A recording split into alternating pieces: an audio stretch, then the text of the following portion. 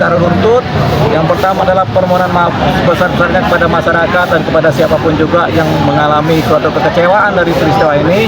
Yang kedua, dia juga menyatakan bertobat dari perilaku yang kemarin itu, sehingga dia tidak akan lagi menggunakan narkotika.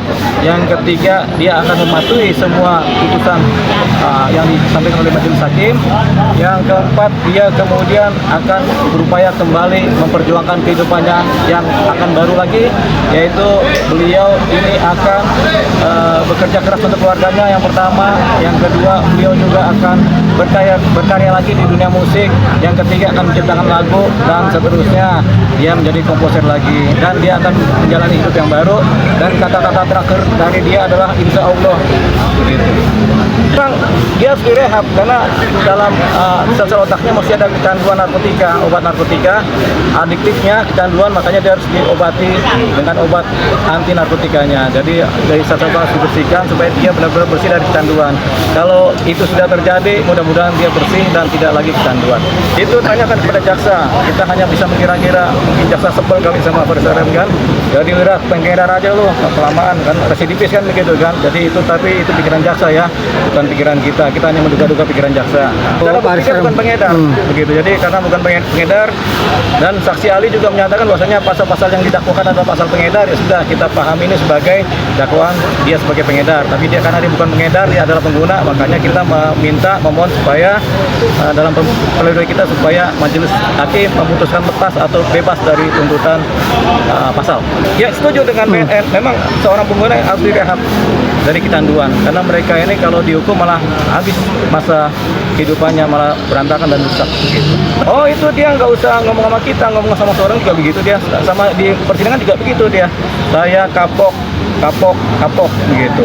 3 kali ngomong kapok gitu.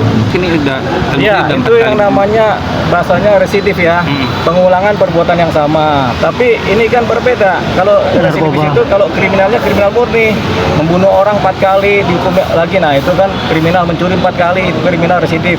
Tapi ini kan dia kecanduan narkotika begitu. Dia kan harapannya juga nggak mau juga maki-maki lagi kan sebagai pengguna, tapi namanya kecanduan kan. Jadi kita nggak anggap itu sebagai residif. Jadi tidak mengulangi perbuatan pidananya, tapi memang kita anggap dia sebagai korban kecanduan. Jadi seringkali kecanduan itu ulang-ulang kan. Ya, tentunya kan kalau orang kecanduan tuh ada gredek-gredeknya tuh, gredek-gredek, ada saku-sakunya kan gitu kan. Tapi kita ya jadi dia ada gredek-gredeknya tuh, ger gitu kan, supaya pengen pakai lagi kan. Tapi kita tampaknya ini sekarang dia ini lebih stabil ya. Mungkin karena di dalam sel dia 3 bulan nggak ini, jadi dia bertahan hidup dalam posisi yang supaya tidak kecanduan lagi. Tapi tetap aja sebenarnya sel-selnya masih kecanduan. Tapi dia berusaha untuk bertahan kan. Sekarang belum ada keluhan, tapi tadi agak sedikit kurus ya badannya ya, karena mikir mungkin ya.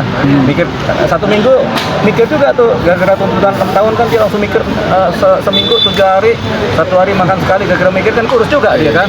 Ya enak kalau di luar kayak Bang Novel kan, karena kita tahu kalau urusan itu kan dia nggak bunyi, urusan keluarga mah nggak boleh kita sentuh kan. Tapi rasanya nggak ada urusan itu selain kecanduan aja. Karena kan dia bilang tadi di persidangan, dari muda saya udah kecanduan, saya udah mau bertobat karena dari muda saya udah salah melangkah gitu. Secara kecanduan salah melangkah, secara musik benar melangkah. Nah, kita nggak tahu, tapi korelasinya kayaknya kecil deh. Itu mungkin karena dia merasa excited ya, kalau orang pakai narkotika kan kayak senang-senang aja, gembira gitu kan. Gitu. Ya harusnya kalau dia di luar, dia setelah bertobat kan dia lebih aktif gitu kan, untuk melakukan kegiatan yang bermanfaat. Misalnya dia olahraga, nge-gym, renang, kan gitu kan, bermanfaat sekali kan. Begitu. Nanti kalau saya umurnya udah 66 tahun ya, dia kalau kita ajak gym gimana tuh, enak gak itu ya? Dia badannya gede lah, badannya gitu kan. Nah kita lanjutan adalah pembacaan replik, karena tadi kita memohonkan bebas, jadi harus ada kesempatan buat jaksa menjawab terhadap permintaan kita pledoi.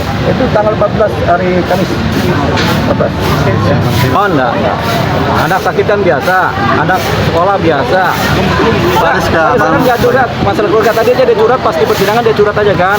Ya saya ini mau ketemu anak-anak lagi, mau menafkahi anak lagi. walaupun anak-anak sudah dewasa, sudah bisa nyari uang sendiri, tapi dia pengen menafkahi lagi kan, gitu. Nggak tahu maksudnya tujuannya apa, tapi anak-anaknya udah kerja semua sebenarnya Mas Rem ini. Iya dong, anak tuh menjenguk gitu, tapi kan jengukan anak kan nggak boleh ada yang tahu, gitu. Jadi paling mahal itu adalah jengukan anak, nggak ada yang boleh tahu. Gitu. Kita masih mengedar. Ya nanti tergantung putusan hakim kan. Enggak, rehab dia baru 1 kali. Semangatnya seorang Faris RM sama juga semangatnya kita nih dalam hidup happy. Nah itu, jadi dia bersemangat bergairah untuk berkarya kembali, membuat musik baru, membuat lagu baru, melakukan komposisi baru gitu. Kayaknya udah, karena waktunya luang sekali, kayaknya dia udah bikin banyak lagu tuh.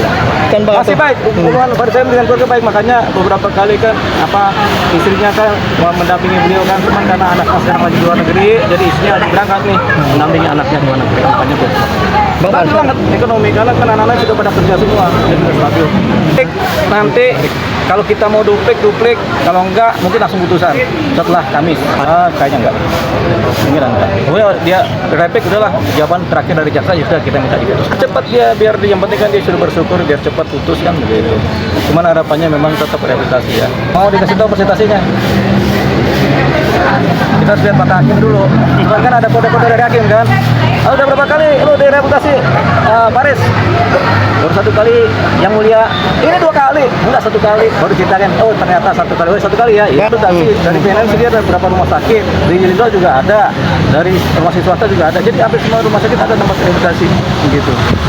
Itu kita memohon pledoi pasalnya supaya dilepaskan dari tuntutan kan. Makanya kita pledoinya meminta dia dibebaskan dari pasal tersebut dan memohonkan supaya mendapatkan rehabilitasi dari majelis hakim. Pasal apa pledoinya sendiri berapa halaman Bang tadi Bang? 50